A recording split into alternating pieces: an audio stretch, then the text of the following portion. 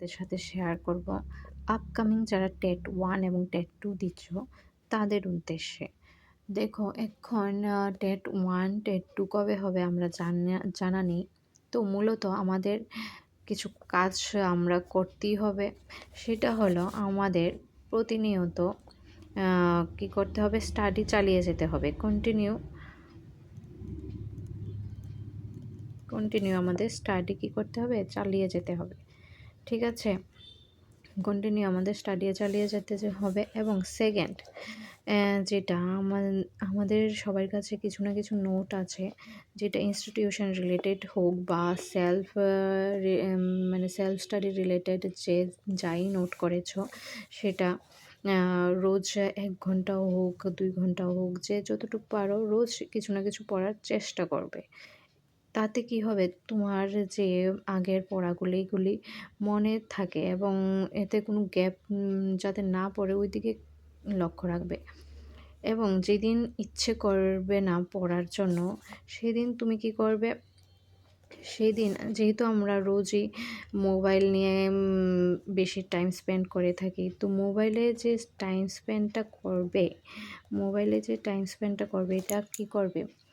এটা study related video study study related video দেখবে। Study related video দেখলে কি হবে?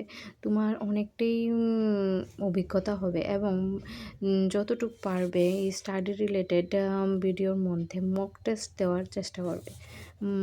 কিছু কিছু চ্যানেল আছে যেগুলি মানে মক টেস্ট হয়তো বা গ্রামার হোক বা সাহিত্যিক বাংলা সাহিত্যিক পাঠ হোক, এই রিলেটেড কিছু মক টেস্ট থাকে, এগুলি দেওয়ার চেষ্টা করবে।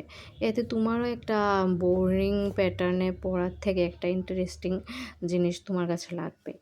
এবং এটা বলবো যে এখন কোয়েশ্চেন লেভেল অনেকটাই হাই হয়ে গেছে। অনেকটাই হাই হয়ে গেছে, যার জন্য তোমাকে এইগুলি তো করতেই হবে এবং কোনো গ্যাপ রাখতে পারবে না। যখন তুমি মোবাইলে স্টাডি রিলেটেড ভিডিও দেখবে এবং মক টেস্ট দেবে, তখন তুমি রোজ যে টাস্কগুলি করছো এটা তুমি যখন বসবে, যখন আমাদের কাছে 4টা অপশান থাকে, এই 4টা অপশান থেকে কোনটা বেস্ট অপশান হবে ওইটা তোমার মানে টিক করতে ইজি হয়ে যাবে। এবং কি জানি কয় 90% আমি দেখেছি এখানে শিওর হয় যে ওইটাই হবে।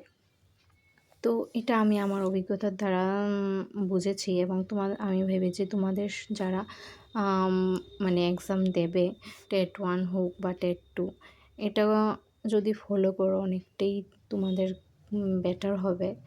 এটা আমি ফলো করেছি এটা আমি নিজের থেকে ফলো করেছি।